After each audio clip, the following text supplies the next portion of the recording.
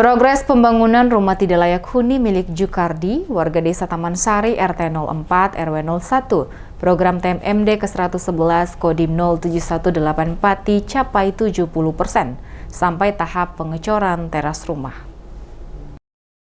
Selain sinergitas antara anggota Satgas dan warga Desa Taman Sari, pihak kepolisian juga turut andil dalam pelaksanaan TMMD ke-111 Kodim 07184 di Desa Taman Sari. Seperti kali ini, tampak anggota kepolisian turut membantu bersama anggota Satgas dan warga bersinergi dalam pembangunan rumah tidak layak huni milik Jukardi. Sementara progres pembangunan rumah milik Jukardi disampaikan Sersan II Sugianto, anggota Satgas TMMD ke-111 Kodim 07184 dicapai 70% sampai tahap pengecoran teras rumah.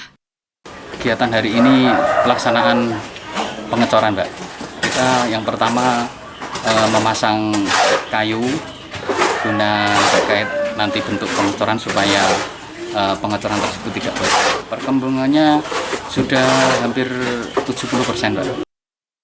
Sebelum pengecoran dilakukan, lebih dulu dilakukan pemasangan kayu sebagai pembatas bentuk pengecoran yang akan dilakukan.